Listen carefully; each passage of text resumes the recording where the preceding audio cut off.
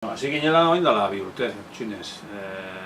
Binela, ja pixkat maiz, ez? Hasi ginela maiz ja biltzen eta bar, 2 urte pasatxo. Bakoitzak arrazoi desberdinak izan ditugula. Batzuk badia, familien badituztela desagertuak eta baiten hildakoak. Beste batzuk kuriosia utzez, beste batzuk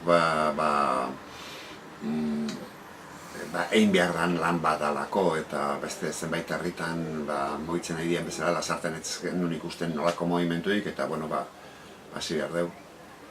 Gero hor mendiko histori hori izenik aipatzezten txoko hori hori gaiaitu zitzaigun notizia eta hortik hasi ginen, pixkat. Gero hortik hasi ginen eta ikusi ginen zen aztarnak bazeudela eta guri iztezaitzun notizik hor lurperatuak badiela, ez ditugu aurkitu, oaingoz, baino esperantza dakau aurkituko ditugula. Handu ginen arantzadikoakin, pixkata aurkuak eskatzen eta ber laguntza eta nola eta beak oso harrera ona egin ziguten eta eskaini ziguten bere laguntza, bere artxiboak gure esku jarri zituzten, da oso hartu eman ona izan genuen. Eta orduan beak, orduako hasi ginen gu testiguntzak jasotzen. Eta beak markatu ziguten lehentasuna eman behar geniokela testiguntza jasotzeari. Zeratik, adineko jendia da, eta konprobatu dugu, guk listan genuen jendia galdu da. Hildia, gu elkarrizketa egitea aleitu baino lehen. Abstentzia zerotik. Orduan, jendea pixkat ezautzeko, hasteko lanean, hasi ginen 3 pertsonekin, non horiek izenak hasi zian, gu hasi ginen botatzen izenak eta beraiek hasi zian pixkat esan nortzuk zian, ze familikoak, ze ez dakiz eta hortik pixkanaka joan ginen sarea gero eta zabalagoa egiten, ez? Hortik joan zian listak osatzen, hasi ginen konprobatzen lista horiek ea benetazkoa zian eta bar, bai entziklopedietan, bai liburutan, bai artxibotan da bar, eta kontuatu ginen, ostras, bazegoela materiala lanean hasteko, ez? Eta orduan, hasi ginenean, orain dela 2 urte terdi, iaia, esporadikoki biltzen, pixkat hitz egiten asunto honetaz, kontatu ginen ja, bazeudela ja minbreak edo oinarriak, agian talde bezala funtzionatzen hasteko. Berroitik gora, dazkau jasuak eta gehiago dazkau, baina ez gaila hitzen. Pixkanaka. Guk lasarten, bagendun burun, gerra hemendik pasa itzala, etzala izan olako.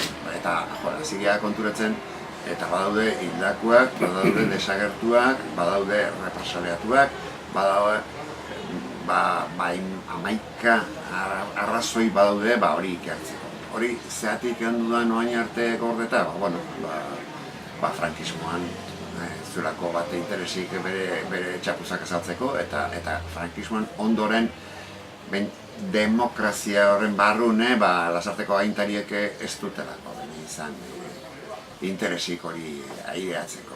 Konturatu behar geha, herria zenbat biztanez euskan orduan, erdi ustu egin zala, bai lasarte eta bai hori. Orduan, klaro, askotan esaten dugu, noiz ustutzen da herri bat, edo zerbait larrigatik izan behar duen, edo kriston bildurragatik, edo, ez da txantxetako gauza bat, ez? Eta gero ikusten duzu listadoa, gu mugitzen ari garen listadoa, bai hildakoak, bai errepresaliatuenak, bai kartzaren egondakoak, campos de konzentrazio, batallon ez dakiz, gerrara frentea joan zirenak eta ez da gutxiekoa. Portzentaia, ez da gutxiekoa, ez?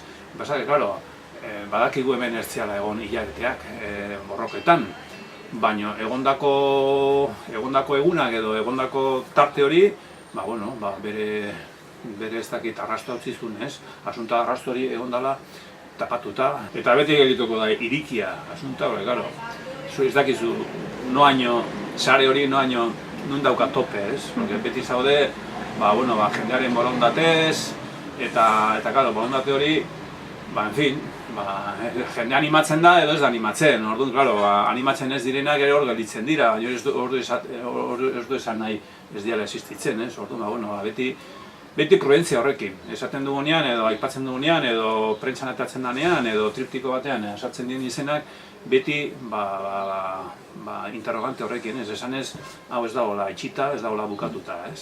Gure ustez, gudakigunez, hemen izan duzan frente bat, gu baina erakatzen ari geana, Andoain aldetik, Tolosatik, Barrena zetozen Rekete eta frankistak, esango dut eta danak orokorrien hartzeko.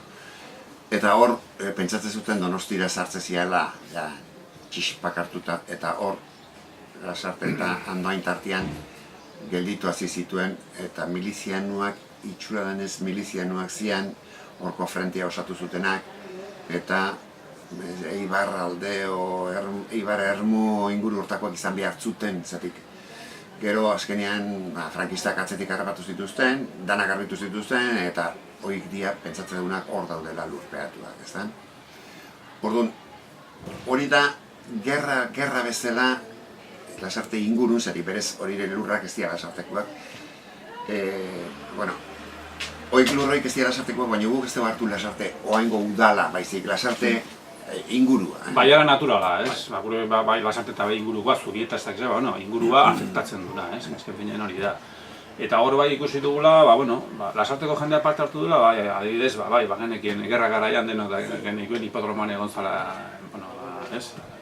hegazkinen kontuak eta bat, hor parte hartu zuten ere bai, Lasarteko jendea, horiako jendea, hor parte hartu zuen. Inkluso, Eibartik edo beste tokitik etorritako jende bezala, Lasarteko jendea ere parte hartuko zuten, bai hemen inguruko gerretan, hor egon zen frente bat egon zen, hori hemenditik Erni aldera, bai Beguruntza, Belkoain, Aldazarrate aldera, hori dana izan zen barrera bat, nun horiatik zetorren, beste tokitik sartu ziren moduan, kolumna desberdinak, Donostia hartzeko, horiatik edo, baiaratik etorri ziren kolumna bat, Reketeken kolumna bat, eta hor topatu ziren frente honekin, ez? 15 egun inguru, 15 egunetik gora gelditu zuten frentea.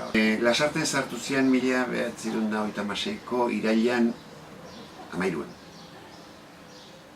Donostia hartu zuten egunean, egun berian sartu ziren Lasarten. Eta hemen inguruan badakigu fusilamenduak egon ziala, bombardaketak egon ziala baita ere hegazkinenak, pixkat gerra garaiko argazki bat ikusten da, hemen baiara. Gauez ikusten zian, bai Donostiko eta inguruko jendea, nola gauez joaten zian bai oinez eta bai karroakin, bai kotxekin da bat, horre irubidetik pasatzen den errepidetik kosta aldera, Bilbo aldera, ez? Argirik gabe eta abar, atentzioz emateagatik eta abar. Testigantza guzti horiek jasota daukagu eta fusilamenduak ere oso zuzenak. Irubide inguruan hori fusilatzen zuten, entzuten zuten fusilatzen, ez? Eta horrengo goizean, atxona bilobakin joaten zian ikustea. Eta ikusten zuten fusilatuak. Eta karea botatzen ziotela gainean, testigantza horiek jasota dauzkagu baita ere. Baina zenbaitek esan digute baita ere, aldein zutela, iesi juntziala Bilbo aldea, gero Bilbotik Santander aldea, Santander iparraldea pasaziala, gero bueltatu zireneko etxea ustuta. Etxean ezarretzea denutzi. Eta holakoak gertatu. Eta gero inkluso, testigantzak esaten dute, gero bueltatu zen jendea, hasieran herrian egongo batzan, giro alde batetik sozialistak, beste batetik nazionalistak, liskar horiek ez, gero dizut desagertu ziela liskar guzti horiek, danak zeuden plano berdinean, eta ideologien gainetik ikusten zen bakoitzaren sufrimendua, beharrak, ez dakiz, eta hori ere kontatu digute, ez? Dokumentuak eskatzen zizkiogu, argazki eta ekartzen dituzte. Eta, dokumentuk eta argazki, bideak. Baina argazkik batez ere oso gauz bitxiak esatzen dira, eta, batzuk oso benetan importantiak, eta beste batzuk, Lasarte nolakoa zen ikusteko balio dutenak. Bera, bitxikeri bat ez dokumentu eta ez argazki baizik, eta bereziki eraztun bat.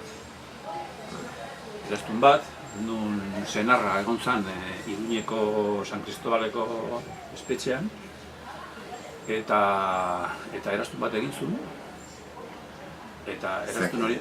Domino fitxa batekin. Domino fitxa batekin, eta Eraztun bat. bidalitako izkutitza batekin, noski, eta orduan hori bidali zuten, baino lehenago edo, eraztun hori.